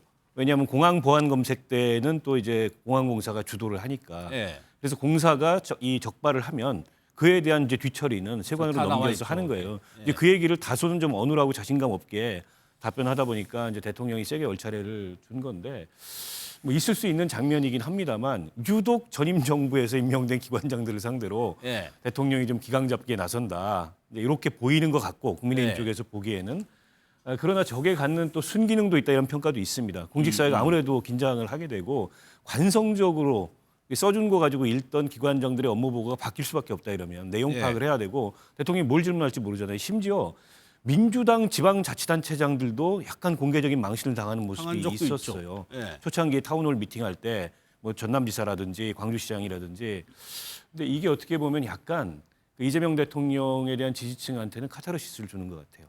어떻게 보면 무능하고 자리만 차지하고 이제 앉아 있는 그런 관료들에 대해서 대통령이 질타함으로써 예. 대리만족을 주고 뭔가 행정의 투명성을 높인다. 이런 평가도 있는데 저는 이게 너무 이렇게 오래 반복되면 안 좋을 것 같아요. 왜냐하면 예. 국정의 모든 것을 다 이렇게 드러낼 수는 없거든요. 저는 국무회의 생중계도 그게 갖는 순기능도 있는데 반해서 모든 예. 걸 국무회의 생중계할 수 없다고 생각합니다. 그런 점을 좀 균형 있게 해야 될 것 같아요. 근데 오늘 대통령 발언 들어보면 계속 생중계 한다는 취지로. 아니 지금 넷플릭스보다 더 재밌다고 하는 반응이 있다 이렇게 말씀하시는 걸 봐서 예. 약간 즐기시는 것 같은데 조금 좀 옆에서 참모들이 조금은 좀 그 제동을 걸어줬으면 좋겠습니다. 예, 복 의원님 얘기 듣고 권 의원님 얘기 듣게요. 예, 전 정부에서 임명한 기관장이기 때문에 망신 준다라고 하면 조금 전에 말씀하셨던 그 민주당 출신, 민주당 현 소속의 지자체장들도 토론 과정에서 뭐 망신도 당하고 예. 제대로 답변 못하는 건 좀 뭐 오늘 창피하겠네 이런 거 아니겠습니까? 그런 거 보면 딱히 상대당이기 때문에 상대당 출신이기 때문에 그런 것 같지는 않아요. 그거는 제가 볼 때 국민의힘에서 좀 트집을 잡고 싶다라는 것처럼 좀 읽히고 예. 실제 이학재 사장이 잘못 보고를 한 것이 그건 우리 업무가 아닙니다 라고 했잖아요. 예. 왜 그게 자기 업무가 아니에요? 고유한 인천공항 사장의 업무인 것이고 그리고 검색에서 유해물질, 사람에게 해를 끼칠 수 있는 물질만 우선적으로 한다? 왜 거짓말을 해요? 모르면 대답을 하지 말지. 국토위가 그렇습니다. 제가 간사고 예. 그 안에는요. 그 카메라가 1만 달러 이상의 돈 뭉치가 있는지 그리고 지금은 없어졌지만 과거 여행자 수표가 있을 때 그 여행자 수표까지도 다 확인을 합니다. 그래서 일정 정도 금액 이상이 되는 것 같다라고 하면 확인해서 열어요. 그리고서 이것을 세관한테 넘겨주는 역할을 하는 겁니다. 그러면 이것에 대한 처리를 세관에서 하는 거지 적발하고 단속하는 부분은 기본적으로 공항공사에서 해야 될 일인 거예요. 예. 그런데 마치 이것이 자기 일이 아니기 때문에 모른다라는 투로 이야기를 하는 것은 정말 업무를 몰라도 너무 모르는 것이죠. 예. 그리고 제가 이제 이것 때문에 조사를 해보니까 올해 1월부터 11월까지 약 426건이 적발이 됐어요. 그리고 금액으로는 268억 정도가 밀반출 되려고 했다가 적발이 됐던 것이죠. 예. 그러니까 고유한 업무인데 이거를 우리 업무 아닙니다라고 저는 전 정부에서 임명된 그 기관장이기 때문에 탄압받는 것 같습니다. 물러나지 않겠습니다. 웃긴 코미디죠. 그리고 알겠습니다. 예. 저는 국민의힘에서도 모르면 모른다고 반성을 해야지 이렇게 정치적으로 오히려 국민의힘에 기대서 그 그늘 속으로 숨으려고 하는 이런 행태에 대해서 함께 비판하는 게 마땅하다라고 생각합니다. 권 의원님도 시간 확보해 드려야 되니까. 또 국토위세요. 야당 간사하시죠. 대통령이 생방송 토론에 너무 좋아하시는 것 같아요. 근데 저거 하면서 저기 굉장히 장점이 있습니다. 장점이 있고 특히 내년 지방선거 앞두고는 대통령이 다니시면서 사실은 선거운동 하시는 거예요. 아까 광주시장, 전남지사 제가 볼 땐 그분들 대통령 마음속에는 별로 없을 거예요. 다 아는 사람은 다 알잖아요. 다니시면서 지금 저 윤석열 정부에서 하는 단체장에게만 박하게 하는 게 아니에요. 실제로는 자기 단체장들 민주당 출신 단체장인데도 딱 보여요. 대통령이 누굴 좋아하고 누굴 안 좋아하고 누구를 띄우고 누구를 좀 이렇게 홀대하고 이게 보인단 말이에요. 근데 그러면서 대통령실이 대통령이 한번 생방송으로 토론회 국민 보고대 할 때마다 해명을 해야 돼. 해명을 예. 한당 고기에 대해서도 해명을 해야 되고 그리고 또 이 뭐 수표 달러의 밀반입과 관련해서 이거 대통령이 오히려 밀반출하도록 하는 수법을 가르쳐준 꼴이 돼버렸지 않냐 이러니까 그거에 대해서 또 해명을 해야 되고 대통령실 대변인이 대통령이 생방송 토론 나가는데 해명하는 정도라고 하면 이건 과한 거예요. 저는 국민들이 이미 피로감을 느끼기 시작했다고 봅니다. 그런 면에서 사실은 우리 정부도 한번 돌아보세요. 도어 스태핑 하다가 지금 우리가 그렇게 된 거예요. 근데 저걸 너무 즐기면요. 탈이 나게 돼 있어요. 그리고 대통령이 우리 모두의 대통령이 되겠다고 하는데 국민들이 보는 거 좀 푸근하고 포용적인 대통령을 보고 싶었는데 꼬치꼬치 하면서 알겠습니다. 이렇게 여기까지. 참 여기까지. 이제 좀 스톱하십시오. 예.